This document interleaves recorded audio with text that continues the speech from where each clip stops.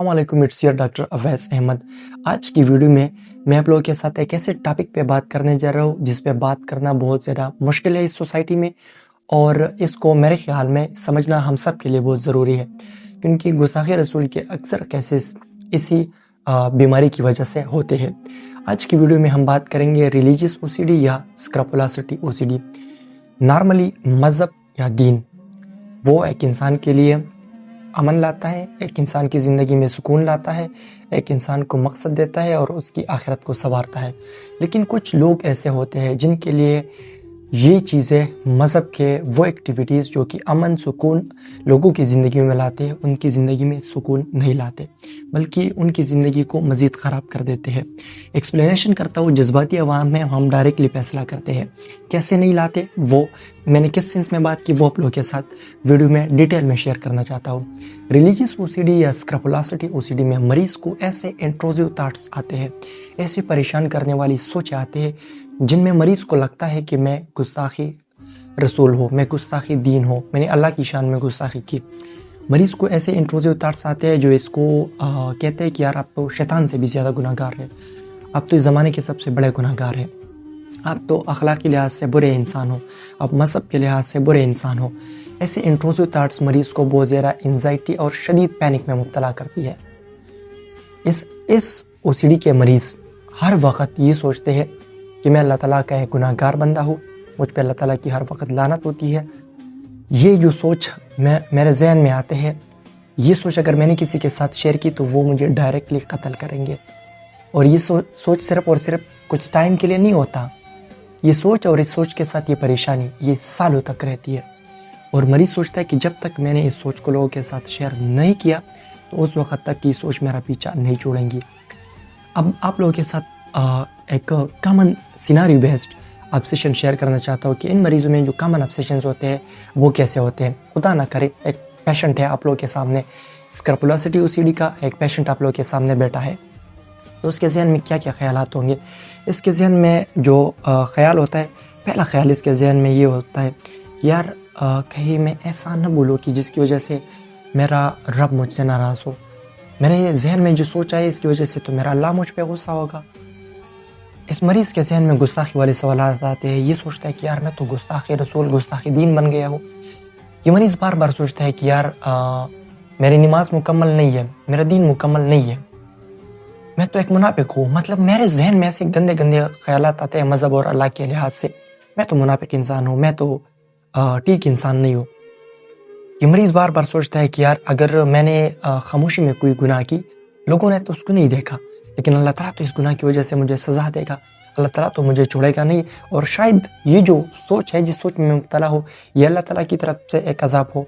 ये मरीज़ बार बार सोचता है कि मैंने दिल में या मैंने जहन में जो सोच की है, जिस चीज़ के बारे में सोच की है, तो अल्लाह ताला उस पे भी मुझे सज़ा देगा।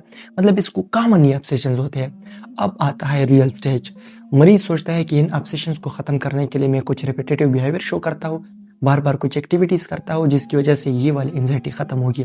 लेकिन अनफॉर्चुनेटली इनके ये एक्टिविटीज़ इस एंजाइटी को मज़ीद प्रोवोक करती है, इस ओसीडी के बिहेवियर को मज़ीद स्ट्रॉन्ग करती है।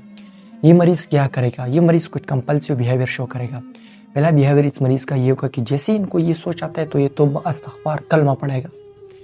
बार बार इस सोच से निकलने के लिए वो कलमात पढ़ेगा, बार बार कलमा पढ़ेगा कि यार मैं तो काफ़िर हो गया हूँ। किसी के साथ शेयर नहीं करेगा, बार बार अपने आप के साथ नमाज़ पढ़ेगा, कलमा पढ़ेगा।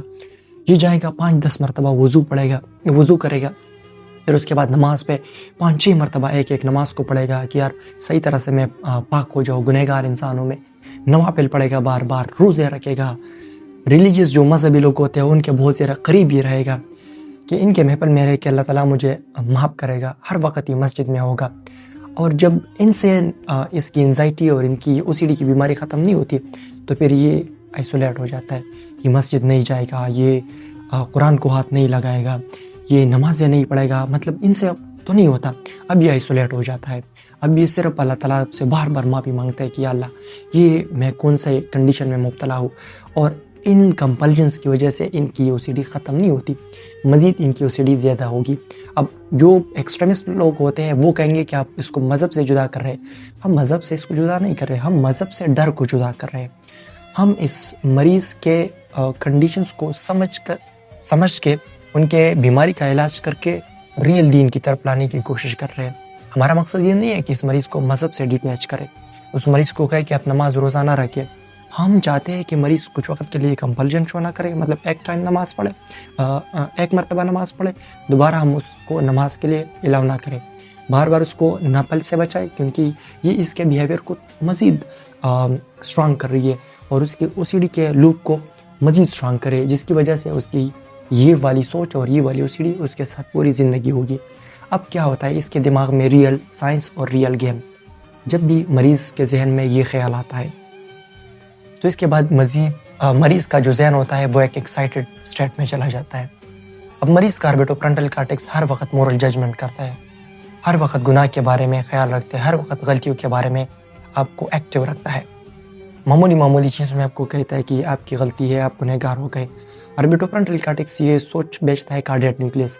कार्डियक न्यूक्लियस का काम होता है फिल्टरिंग द थॉट। अब इस स्टेज पे वो फिल्टरिंग नहीं कर सकता। कार्डियक न्यूक्लियस परख ही नहीं कर सकता कि सही सोच क्या है और गुनाह वाली सोच क्या है। कार्डियक न्यूक्लियस यहाँ पे फेल हो जाता है। कार्डियक न्यूक्लियस भेजता है इंटीरियर सिंगुलेट कॉर्टेक्स को। इंटीरियर सिंगुलेट कॉर्टेक्स का काम भी ये है कि वो सही और गलत क्या है उसमें तमीज़ करे। वो भी सही और गलत में तमीज़ नहीं कर सकता। वो भेजता है एमाइगडाला, वो भेजता है प्रीफ्रंटल थैलेमस में, थैलेमस प्रीफ्रंटल कॉर्टेक्स में भेजता है। जस्ट आप इससे मीनिंग ले लें। ये मैं इसलिए साइंस शेयर करना चाहता हूँ कि कुछ लोग होंगे जो कहेंगे कि आप गुस्ताखी रसूल को बचा रहे हैं, या कुछ लोग एक्सट्रीमिस्ट कहेंगे कि आप इंसान के गुनाह को बचा रहे हैं। लेकिन ये रियल कंडीशन है, इंसान के दिमाग के ये वाले रीजन ख़राब होते हैं, सही तरह से काम नहीं करते। इसमें इंसान का कोई कसूर नहीं और इंसान का इस चीज़ पे कंट्रोल है। इसके अलावा इंसान का जो एमाइगडाला होता है वो रेगुलर फायरिंग करता है, हाइपर एक्टिव होता है। एमाइगडाला हाइपर एक्टिव होगा, दिमाग की एक रीजन है खौफ वाला सेंटर है, जिसकी वजह से इंसान को हर वक्त शैम, गिल्ट, गुनाह वाली फीलिंग्स, शर्म वाली फीलिंग्स, वो फीलिंग्स जिसमें इंसान सोचता है कि यार डिप्रेशन की तरफ चला जाता है कि यार मैं कितना गुनाहगार बंदा हूँ, यार मैं लानती बंदा हूँ। अगर मैंने ये सोच किसी के साथ शेयर की, किसी मजहबी पादरी के साथ, किसी इमाम मस्जिद के साथ, तो पहले तो वो मुझे कत्ल करेगा। कैसे मैं इस सोच को शेयर करूँगा? सोच को तो वो शेयर नहीं कर सकता। तो ये सिर्फ और सिर्फ इस मरीज़ की सोच का मसला नहीं होता, बल्कि प्रैक्टिकली और साइंटिफिकली उसके दिमाग में कुछ जगह ख़राब होते हैं। इसके अलावा इस मरीज़ के दिमाग में सेरोटोनिन केमिकल बहुत कम होता है, जिसकी वजह से वो इस ऑब्सेशन से ख़ुद को नहीं निकाल सकता। इसके अलावा इस मरीज़ के जहन में डोपामीन का इम्बैलेंस होता है, जिसकी वजह से ये मरीज़ ख़ुद को नहीं रोक सकता कंपल्जन से। इसके अलावा ग्लूटामेट का लेवल ज़्यादा होता है, जिसकी वजह से ये अपने इस एक्साइटेशन को कंट्रोल नहीं रख सकता।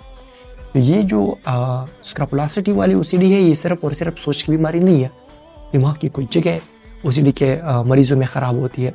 ये जगह ठीक हो सकते हैं और रिट्रेन हो सकते हैं मेडिसिन के ज़रिए से भी और बग़ैर मेडिसिन के ज़रिए से भी। लेकिन इस बीमारी को समझना हमारे लिए सबसे ज़्यादा ज़रूरी चीज़ है। उम्मीद है इस मेडिकल साइंस की आपको समझ आ गई होगी। अब साइकोलॉजी क्या कहती है? साइकोलॉजी कहती है कॉग्निटिव बिहेवियरल मॉडल, कि इस मरीज़ के कुछ कॉग्निटिव डिस्टॉर्शंस होते हैं, कुछ लेवल पे उसका सोच ख़राब होता है। एक इन मरीज़ों में इन्फ्लेटेड रिस्पॉन्सिबिलिटी होती है, मतलब ये हर चीज़ के लिए ख़ुद को ज़िम्मेदार ठहराते हैं, इस सोच के लिए ख़ुद को ज़िम्मेदार ठहराते हैं।